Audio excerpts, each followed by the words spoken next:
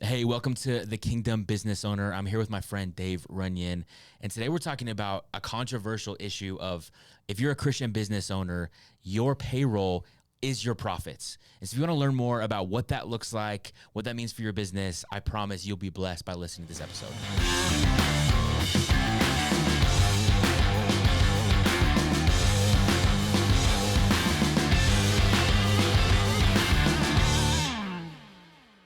All right, man. Well, hey, Dave Runyon, thanks for being on the podcast, man. It was a little bit of a drive for you to get up here, so it's not that bad. I'm in the north side of the Denver metro area, Hunter, Yeah. so we're in good shape. We're in good shape. All right, man. Well, hey, thanks for making the trip up. For those that don't know who you are, Dave, tell us, give us like the 2 to 3 minute overview of who you are, why I would invite someone like you on the podcast, a little bit about your story. Probably just your bad discernment. Yeah, is the answer to that. I'll repent later. I'll repent later. So Fort Collins is near and dear to my heart where we're sitting here. I went to college here. I was a high school teacher, baseball coach coming out of college. I would have stayed here. If I could have found a job in Fort Collins, fresh out, I would have been here forever. But the city's changed a lot since I was here. I graduated in 97. So I taught high school for 4 years. I fell backwards into being a pastor. Like there's no other way to put it. It's too long of a story for this, but that wasn't like the plan. But that's the path that God took me on. And so I served at 2 great churches in the Denver metro area. And then 15 years ago, I started a nonprofit that just helps church and civic and business leaders work together to serve people in need in the Denver metro area. I love it, man. Yeah. I love it. It feels like there's definitely a stigma of entrepreneurs and churches just not like being able to find a way to work together. Has that been your experience? Or do you feel like there's been some things that you've cracked the code on getting these groups of people to work together for the kingdom? Yeah. I had a real formational thing happen to me when I was a pastor. I was serving at a great church in Arvada, and there was this guy who I knew owned a business. He had 80 employees. He had a trailer leasing company. So not very sexy, just doing the stuff, right? And he was serving in our children's ministry. And every single week he'd get in there in the children's ministry and he'd run these sock puppet shows. And I would just think to myself, man, what an incredible guy. I wonder what happened to him with his heart for kids, all that kind of stuff. So one day I asked him, I was like, hey man, tell me your story. How do you have such a huge heart for kids? And he was like, well, I don't know if I do. I just took some spiritual gifts test that you guys gave me. And then you told me that I should be in the children's ministry. This is 5 years in. And I just had my heart just sunk. I was like, I'm complicit in this. I have set up a system where here's this guy who has 80 something employees that he spends 45 to 50 hours a week with. And he came to us and said, hey, I want to serve in the kingdom. I want to use my gifts. And we basically told him, here's a sock puppet. Go hang out in go hang out in children's ministry. And I remember during that conversation, I asked him, what has anybody ever talked to you, dreamt with you about what God might want to do in your company and how you could leverage your company for kingdom impact? And he just looked at me like I was speaking a foreign language. And so that was 2008 or so. And that just sent me on a journey. I started to hang out at his company. I started to he would, something would happen with one of the employees, a divorce or a kid that had tried to take his own life. And he would just say, hey, Dave, would you just go grab a drink with this guy and spend time with him? And it was incredibly life-giving to me to be outside of the church, outside of that whole world, and to start dipping my toe in the water at this guy's company.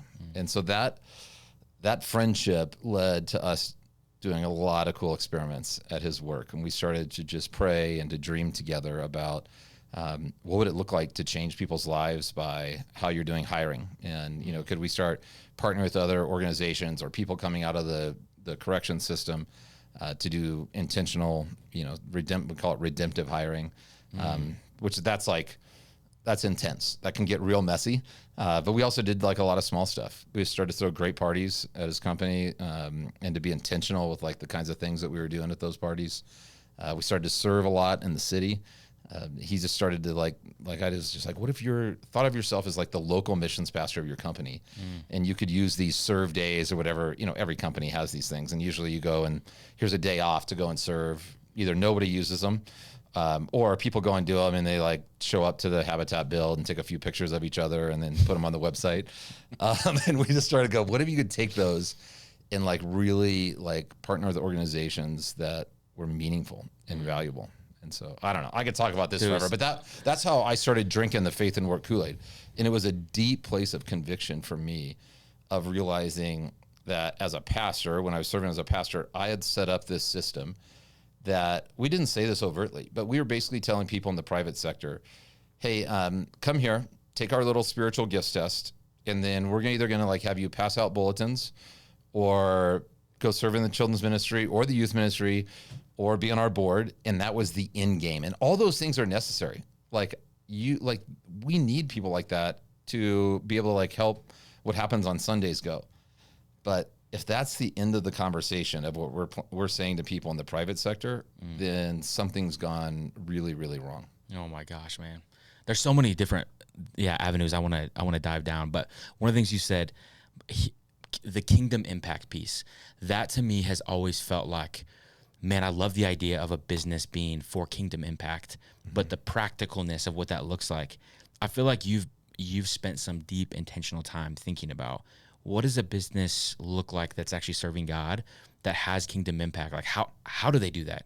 Because it's beyond just giving cheerfully to a nonprofit. And I think that's what most entrepreneurs think. We were just talking about this. That's what most entrepreneurs think is like, man, I just need to build my business up so I can give more to the church, so I can give more to a nonprofit. All things that are awesome. And if God asks you to do that, do it cheerfully. Love it. And those can be really profound things. Amen. Yeah, and do it. But there's more practical, like with someone that has influence within a company, how can they think about having kingdom impact? Yeah. Well, I think the first thing they can think about is like actually following Jesus. Yeah. Step one. Okay. Step one. Okay, got it. Do you actually in your core believe that the way that Jesus talks about living is the best way to live? Like that's step one. I think a lot of times people are running around. They're so busy. They'll show up to church and it'll be like, all right, I got my little hit and then I'm going back to my real life. So I think first, like when you start to like there's a lot of cultural Christians that are out there that's kind of their experience of their faith life is it's something that's additive and they want their kids to like be around church and hopefully pick up some good values. Yeah. And then they like the sermon every once in a while and they think it was good. Like that's one thing, like, but to actually start to like think, how do I want to leverage my company? What does it look like to like integrate my faith in my work? I think the first step is you actually have to like settled in your heart. Like, are you all in? Do you actually believe the way that Jesus, talks and thinks about living and has asked us to live is the best way to live?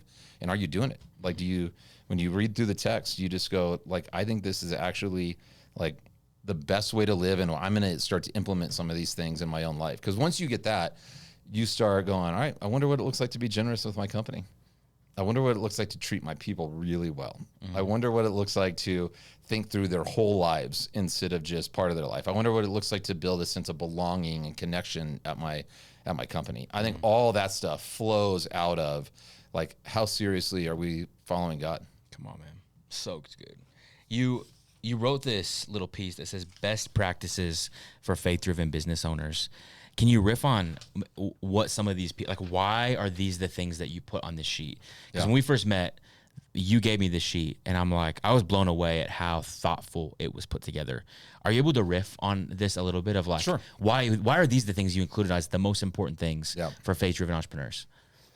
I started reading as I started kind of like going down this road. I started reading all the faith and work content that's out there. And there is like, give me two of your favorite books in the faith and work space. Like, what would you tell people to read? Called to Create by Jordan Rayner. Yep. Probably the Endeavor book by Tim Keller. Sure. Yep. Those are like top. Yeah. Every Good Endeavor. Every Good Endeavor. Yeah. Yep. It's a great one. So, and there's like 100 more. Yeah. Like the amount of content out there on faith and work is overwhelming. But this is newer. This is 100%. Yeah. Spurgeon wasn't writing about this. In the last 10 years, there's just been this massive wave of content around faith and work, and it's really helpful. And a lot of it's like super repetitive. Yeah. And it's like, how do you like make that theological shift to my faith and work are integrated, and they're a deep part of what God's called me to do and to engage in. Like, it's all around that stuff. I'm not, that's all great, but I started reading those and I was like, okay, I got it. I don't need to read all the 100. But I started to think, what we need is like, how do we dumb down the faith and work conversation? Because everyone, my experience was my friends that are in the private sector, that own businesses, that are in positions of leadership, they've gone to that conference and they've had the moment where they're like, this is incredible. And then they go back into their daily lives and they don't have handles to like actually put it into play. And so I just started thinking, like, what are like easy, simple things that can help business owners start moving the needle? Mm-hmm. So like, what are like the real practical things? So I just started to like get around older people that have like taken their faith and work seriously, that have, have in their 70s and 80s. And I started to ask them what's worked, what hasn't. And so this little document, we can post this too for your listeners if you want, but this is like faith and work for dummies. And it's basically like, hey, here's some best practices that we've seen work in companies that have started to change the culture and that have started to like lead towards impact. And so I just wrote them down. Some of these we've done like little short films about, and it's it's like the first one on here is like, recognize and celebrate your employees. I remember this guy that I was telling you about. We started to do parties and we started to just make up awards. Like he'd be like, all right, this is going to be like the servant leader award of the year. And then this one's going to be, and so like he just literally, which is probably how like the Oscars and Grammys started, is like somebody just decided I have the authority to make up an award. 100%. And then it became sounds like the Dunder Mifflin Awards. That's right. Yeah. Then it became a thing. Yeah. And I remember like I printed out this little certificate and we put it in frame. And the first year at like the big annual party, we gave out these 3 awards, and spouses are there in the room, and you're honoring and valuing this person, speaking life to the entire team about them. And then, I handed it to him. I didn't really think much of it. And like 6 months later, I was in this guy's house. I walked into his house, and the first thing that I saw, like in the entryway, is this framed award that we made up. Come on, dude. So good. And it was just like, this actually means something. Yeah. Like when you validate and you reward the things that people are doing, it's a really, really big deal. And a lot of times when you're running a company, you're so busy just checking off the other boxes that you're like, yeah, I'm not a great encourager, but everybody just knows that about me. It's a little thing that can make a huge, huge difference. And so I don't know what that looks like for everybody's company, but if you run in a company, if you're in a position of leadership where you can make decisions like this, you're smart, you can easily spend 2 hours and say, how am I going to start acknowledging, validating, rewarding the things that I really love in my company? So that's like, so good. That's super easy. Building a relational leadership structure of like, what does it look like to, this was actually somebody in Northern Colorado I learned this from. Is it Basler Homes? Mm-hmm. Basler Homes? Yeah. Yep. So I learned this from them. They had decided they want each one of their people, whoever their direct report is, to once a month have a meal or a cup of coffee where work is not the topic. And so every single person, so for every direct report at their company, they go out every single month with those 4 or 5 people, and it's one coffee or one lunch, and they're talking about family, they're talking about life, they're talking about, hey, what are you dreaming about? Where do you want to grow? And I was like listening to them and to their senior leadership talk about how much it changed the culture to just bake in a regular rhythm of saying, we just want you to connect with your people on a human level, not so that it's always just task. Here's what you suck at. Here's what you can do better. So good. So practical. Serve days. We talked, what does it look like to like take those volunteer days and actually like breathe purpose into them? Mm-hmm. What's it look like to say, hey, as a company, we're going to like go super deep with one nonprofit.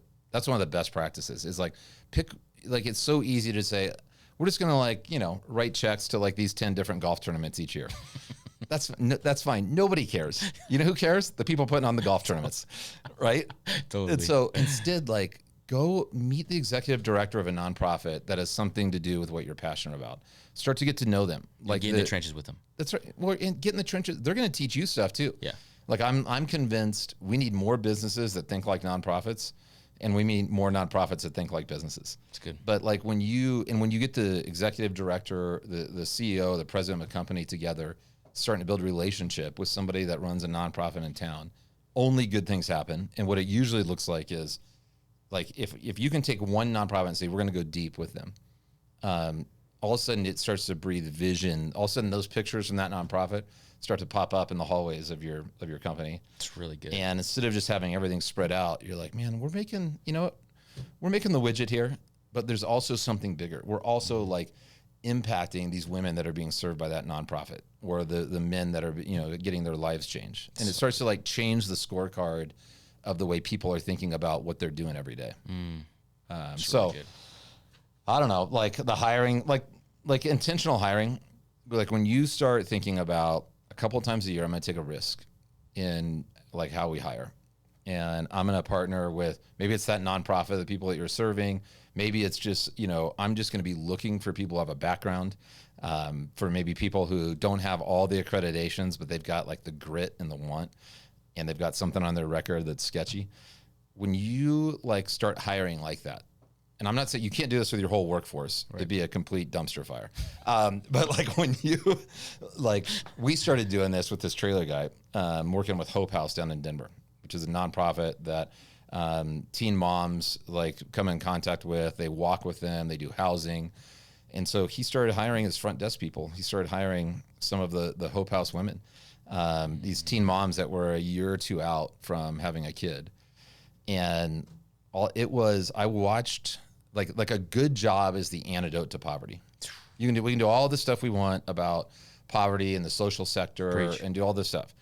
But a good job is the thing that like helps people jump from one season of life into the next and to become self-sustainable and to not need a lot of like the supports that they're getting financially and relationally, because you get inside of a job, if it's like a healthy culture, you have, like most people that are poor, it's the relational poverty is just as big as, as the material poverty. Wow. And so, but when you hire somebody and bring them into your company, all of a sudden now they're part of your family. They're part of like the relational network there. They start getting needs met that way. They have a job, so they're less dependent upon all the other, supports that were going on, and they have purpose. And so I started watching, like, I just think if like the AP version of faith and work, if you're in a position of hiring, is to like take a couple risks each year on who you hire.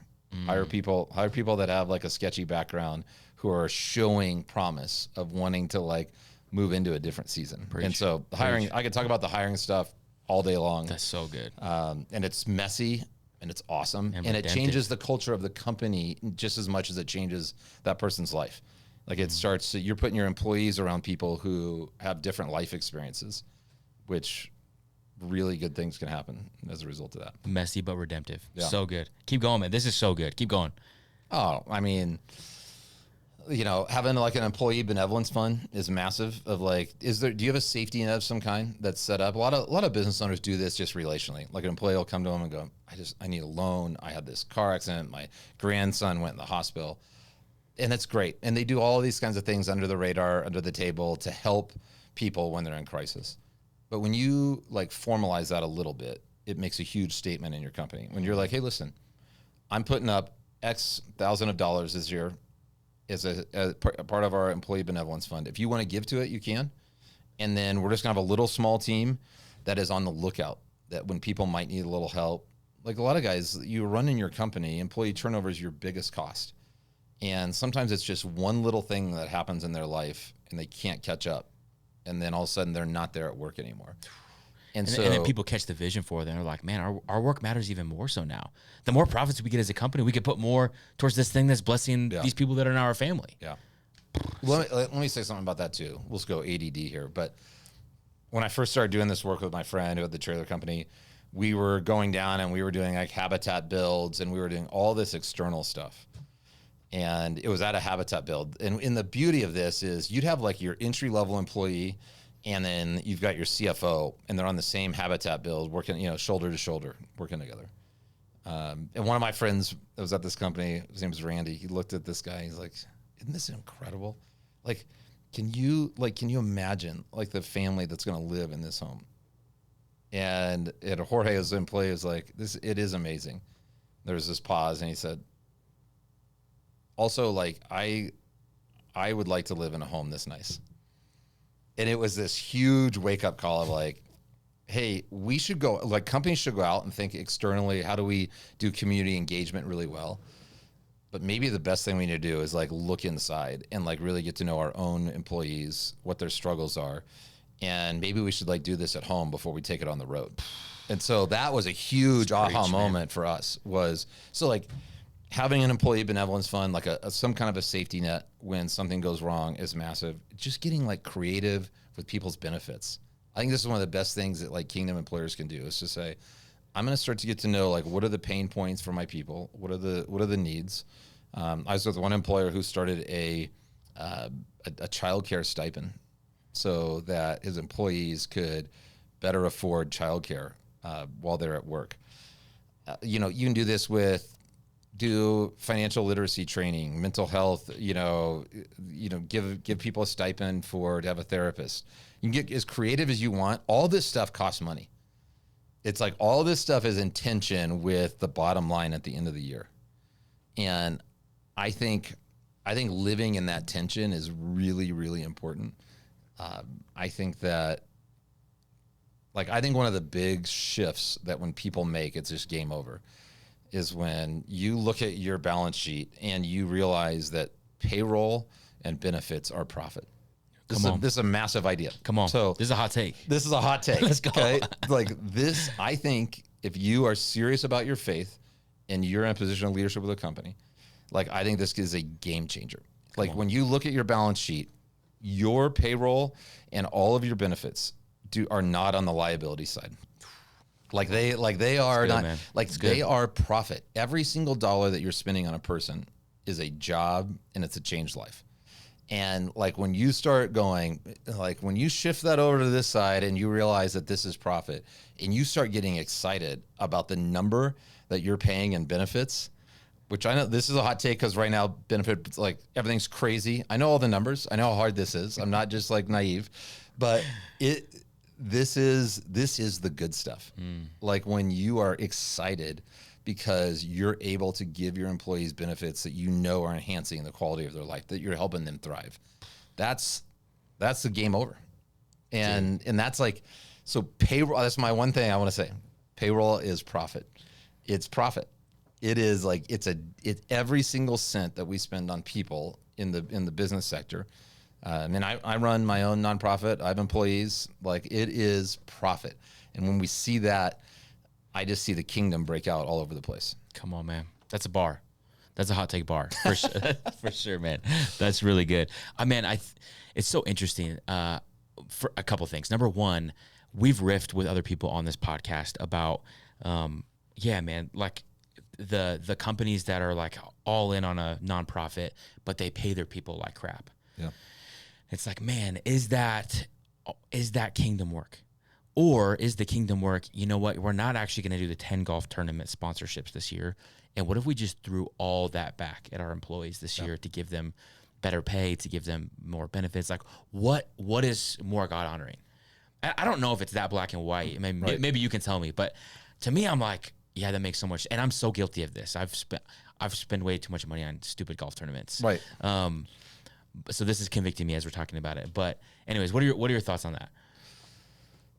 Is it black and white? I think once you as long as you're not too far separated from like your team and from if you really know what's going on in the lives of your team members, a lot of this stuff starts to change because your heart changes.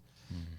And I think one of the things that like a lot of like believers who are running businesses struggle with is really building deep connections with their employees, because if you're the boss, there's an accountability structure. You're like, you've got your little, fish on the back of your car, or probably not, but these employees know that like you take your faith seriously. Yeah. And then you get in these moments where you're like, and now I'm going to fire this guy. Right. And now I've given him every chance. It's a bad fit. And then you feel this weird tension. You're sitting across the table and he's like, no, man, you invited me to your church. You're like, yeah, I did. But I love you and this isn't a good fit. And I think most of us don't want to live in that tension. It's hard. Mm-hmm. It's really, really hard. And so I think a lot of times, as believers, we maybe aren't as connected, especially to our entry level employees, as we should be. Yeah, once you start to like dive in, and once you're I've got a friend that's down in Denver. He runs a huge HVAC. They build HVAC materials. He's got over 400 employees. He has been doing this thing where once a month he brings 5 random employees in, and they just have lunch together, and all he does is ask questions. It's absolutely brilliant. It's like change. So, and it's not just like, hey, here's all the senior management team. Yeah. He's got entry level employees in there, mid-man, and he's just rotating it out, and he's just doing lunch with the president, and he's getting to know these people, and like he's asking good questions. He's like, hey, what's keeping you up at night? Where do you feel stuck? If you could change one thing in our company that would actually make it like run better, what would you change? Like he's inviting them for real feedback, and he's learning their stories more. When you start to learn the stories of those people, I think a lot of that, like, how much do I really want to pay, or I'm doing this much for community, you start looking at your balance sheet better, and you're like, I wonder if I can like shove that over here and just up our benefits a little bit, or raise the entry level wage just a tiny bit. Yeah. These are all like massive costs, by the way. And like at the end of the day, you get done and you realize, here's what I'm taking home versus what I could be taking home. And it makes it real. Yeah, man. And it also is like, I think it's like the way that these are the things I think Jesus wants us to be wrestling with. No, it's good, man. Especially for people who run businesses. You're convicting me right now as we're talking, man. Even as I think back to when I was running my marketing company, the P&L became such an idol in terms of looking at the numbers and it just being such a like, oh, we can move money here, we can take out this person, move it just became so transactional, which is the opposite of the way of Jesus. And so I'm like, yeah, this feels so practical in terms of kingdom work.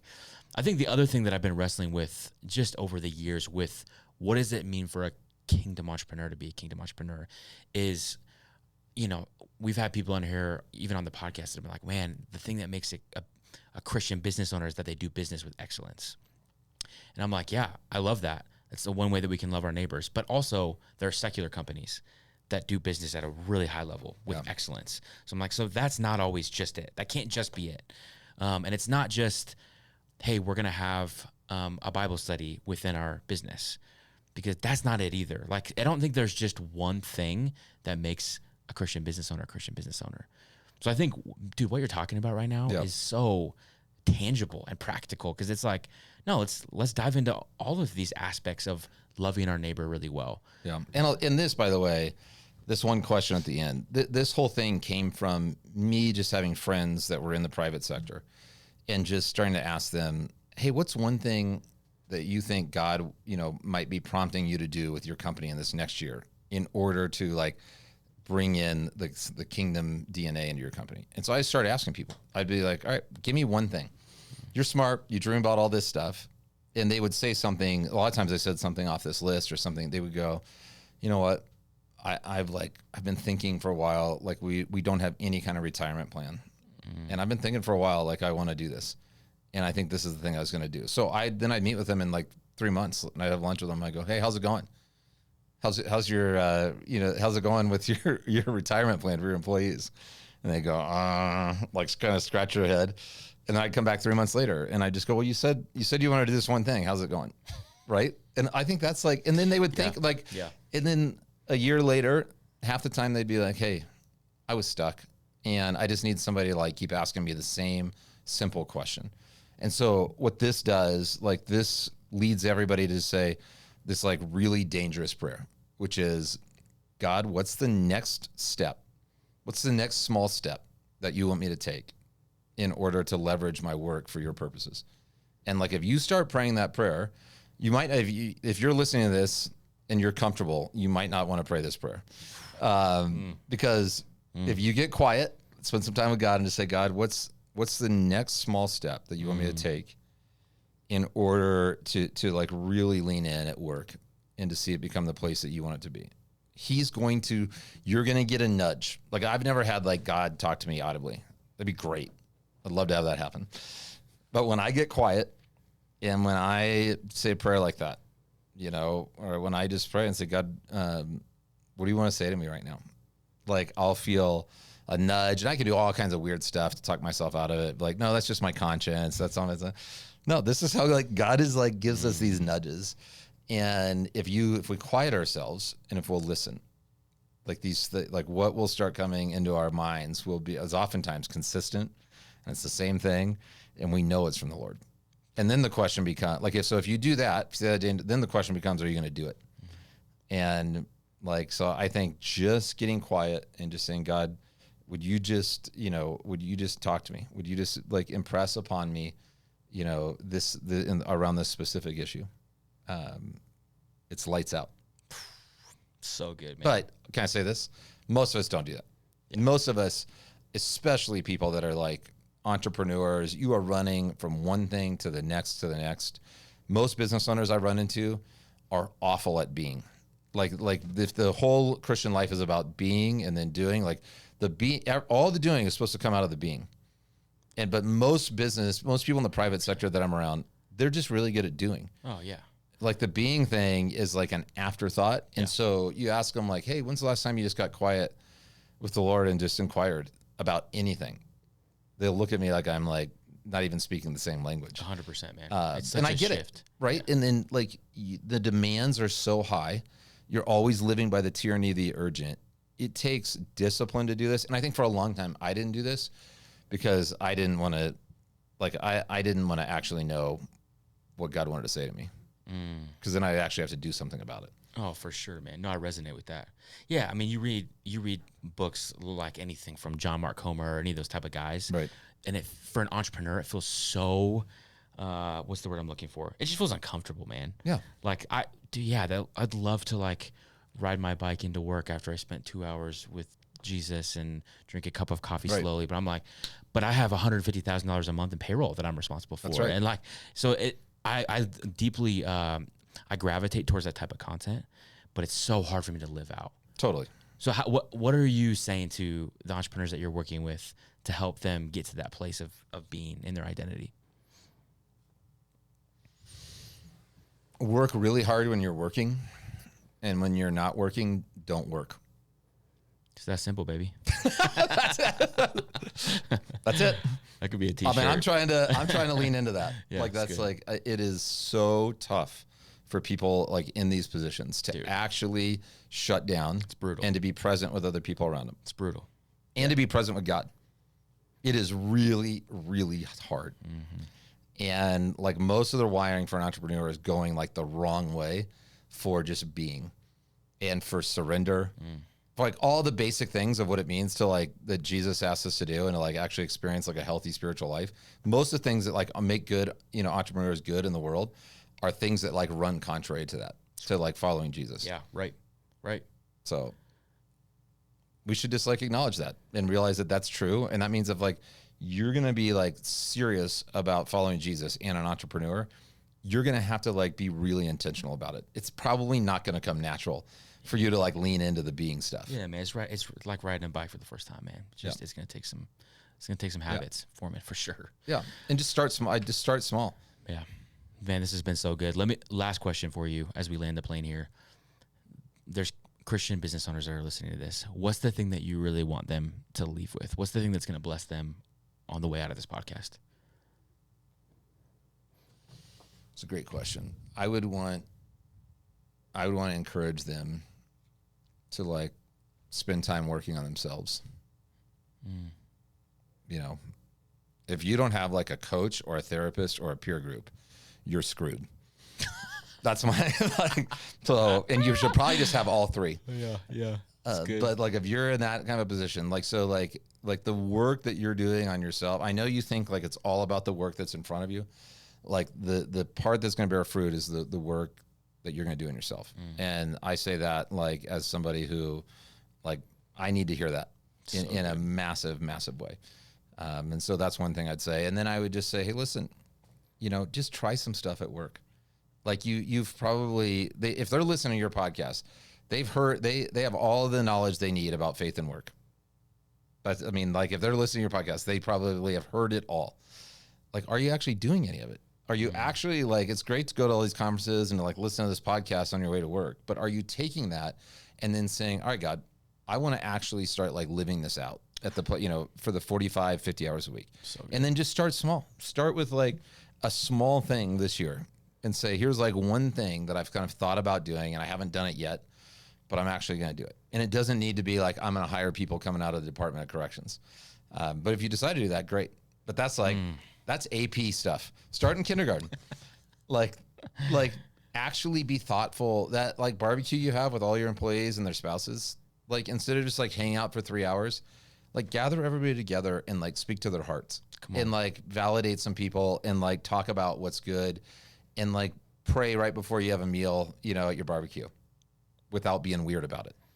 Okay. Or maybe it's just like, hey, like I'm going to start spending time with some of my employees. I'm going to start like asking people out to coffee and just hearing their stories and hearing what's going on in their life instead of just like hammering, getting from like 320 emails to 290, over lunch or whatever it is. So good, that'd be my parting thoughts. Dave, I'm walking away encouraged and convicted, first of all. And then second of all, this is probably our, 25th podcast episode that we've recorded. And I think this was the most practical, tangible thing for entrepreneurs to grab onto. So, bro, thanks for being just an encouragement, man. Thanks for being someone who intentionally is thinking about these things to bless leaders. Cool. Yeah, I'll send you this best practices document. I'll send you a couple of short films about people in the private sector that are doing really interesting stuff with their company, and maybe you can just share them with your listeners. We will. Thanks, bro. Appreciate you, man.